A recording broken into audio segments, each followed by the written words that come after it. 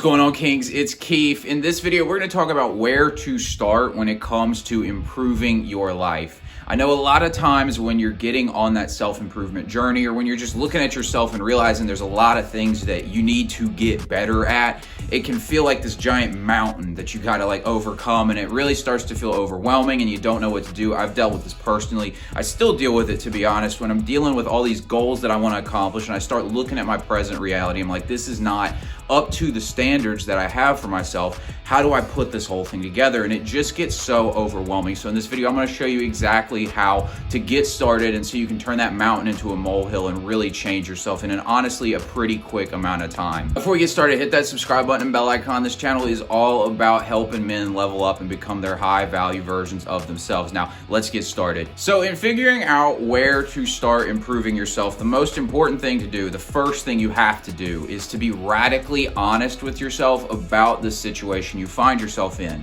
If you're in any way sugarcoating the situation for yourself, you're not being helpful. You need to be just blunt honest with yourself, even if it's painful. If you've got a issue with pornography, or you're always stoned, or you can't even get to bed at a good hour, and you're sleeping in all day, and you can't hold a job, and you haven't had sex in 7 years, whatever it is, you gotta be honest with yourself about it, even if it is uncomfortable. Radical honesty, pretty much what you're doing is you're trying to learn to accept the reality you're in. A lot of people have these ways where they just kind of numb themselves to the situation, or they just act like they can keep doing the same thing in their lives and get different results. If what you're doing right now is getting you the results you're getting, then you need to change. That's Einstein's definition of insanity, doing the same thing over and over again and expecting different results. One thing I want to add about this, though, that's really important is don't throw yourself a damn pity party. This is the mistake that so many guys make, is they will be honest about the situation they're in, but then they just throw themselves a pity party. Oh, I just can't get my life together. I'm always screwing it up. I'll never change. And they just start whining and bitching. And honestly, I used to do this.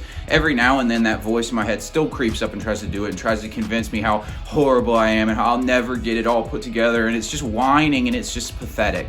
At the end of the day, you have the power to change your life. And if you start throwing yourself a pity party, you're never going to get out of this situation, because part of you low-key likes to throw that pity party. I know you don't want to be honest with yourself, and you want to say, yes, I want to change. That's not true. I don't like throwing myself this pity party. But if you didn't actually like throwing the pity party, you wouldn't throw the pity party. The pity party that you throw for yourself when you can't get your life together and it's so bad and I just can't get out of my own way and all this nonsense, it's a perverse form of playing the victim. Rather than blaming somebody else for your situation and being the victim to them, you're being the victim to yourself. But it still allows your ego to play the victim, and the ego likes to play the victim. So you get to say, I just can't get out of my own way, and poor me, I'm a victim, I can't control myself, and all this bullshit. You can control yourself. I had to stop playing that victim card as well and acting like somehow I just couldn't get out of my own way, and no matter what I did, I was always going to screw it up. It's total nonsense. If you keep playing that pity party, you will not be able to change. The second step, you might already know this, but it's important to hammer it in, is we need to get clear on what the current reality is costing you. Now that you've accepted the reality as it is and you've confronted it and you're being radically honest about it,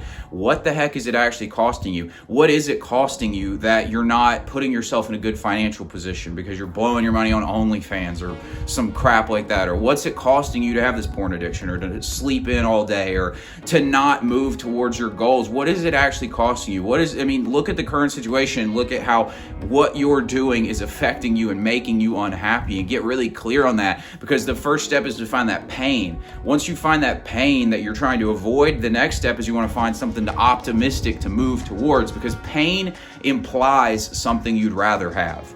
But we don't usually move until we feel pain.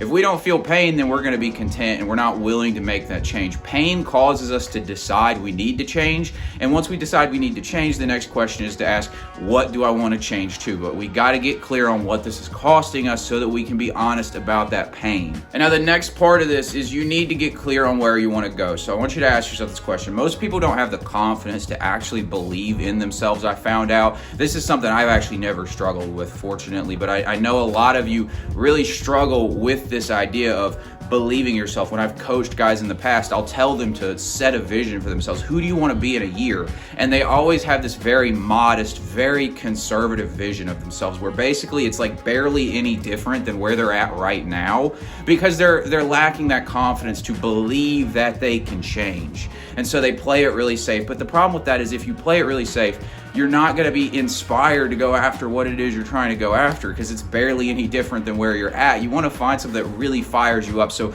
the question to ask yourself is, if I actually have the power to change my reality and I can make anything happen, just ask yourself, assuming that you have the power to really change your life and you can do anything, what do I want my life to look like? And once you ask yourself, you can contrast that to where you're at now. You know that pain. Now you have something you're inspired to go after.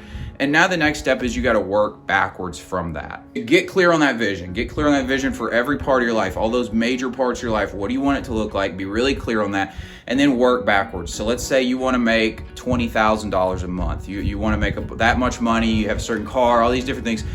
But right now you're not making any money at all. So you need to work backwards, obviously, so that we can be realistic about this and figure out how we're going to move forward, because that's the first step, right? We're trying to make the first steps to self-improvement. So work backwards from all these things. So maybe you're trying to break compulsions, you're trying to get your money right, all these different things. We talked about, let's say, $20,000, as I mentioned. So what's the first step, right? We need to figure out how we're going to make that money. So there's a certain way we're going to make that 20,000. So maybe it's, all right, 20,000, let's work backwards from that. How are we going to make that money? Okay, let's work backwards from that. How are we going to get the skills or get the audience or whatever it is that we're going to need to get to the 20,000? So we're working back from that.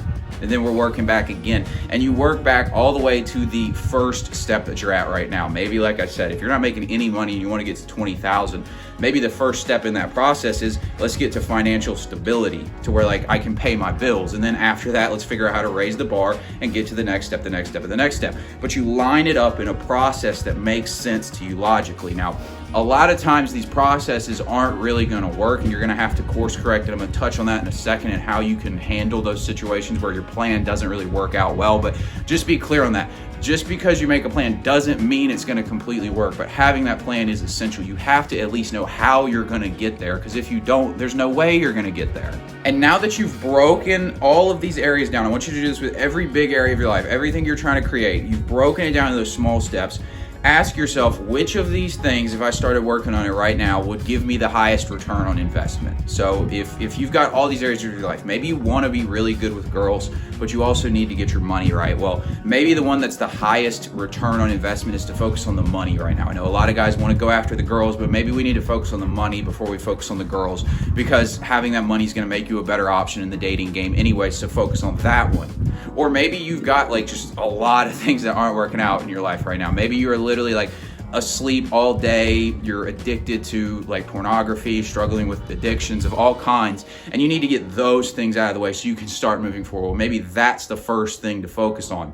And then here's the thing, you can focus on a few things, but I just don't want you to get so overwhelmed and try and do everything at once, because then that doesn't really solve the problem. We're trying to move forward, and if you break everything down into little steps, you can move forward really quickly, but you just need that laser focus. So pick out at least one thing, the biggest return on investment that you can get of those first steps in each area, at least that one. If you can handle a couple more, great, but definitely want to get clear on that first one and start on it. And finally, I want to touch on this. There are 3 reasons why we don't self-improve and why we don't get where we want to get in life. The 3 reasons are, number 1, you are consciously doing something that's holding you back, and you know it. Like, you know that buying the OnlyFans subscription is not helping you get your money right and focus on the right things and achieve your goals. You know it, but you're doing it anyways. The second one is you don't have any goals, so you don't know where you're trying to go. And if you don't know where you're trying to go, then there's no way you're going to move towards it. That's like if you got in a car and you just drove the car around, but you didn't have a destination. All you did was drive the car. You didn't go anywhere. And that's kind of what your life is like if you don't have a goal. You're alive, but you're not living. Like, you're biologically alive, your heart's beating, but psychologically, spiritually, you're not alive because you're not going anywhere. You're just like breathing. So that's the second reason. Now, the third reason is because you're not in alignment with reality. So this is, you've got clear on the goals, you're making choices that you feel like are in your best interest, but things still don't work out. And this is, as I mentioned, you make your plan and it doesn't work out for you. And this is where a lot of people get discouraged. And so briefly, I want to touch on the fact that how to handle this situation. You need to get in alignment with reality. And what I mean by that is reality is not out to get you. Reality is not holding you back, but reality is not going to change to make your life easier. So really your objective in life is to get as close to reality as possible, because the closer you can get to the reality of the situation, the easier it is you can move forward, because you're not bullshitting yourself in any way and you don't have false information.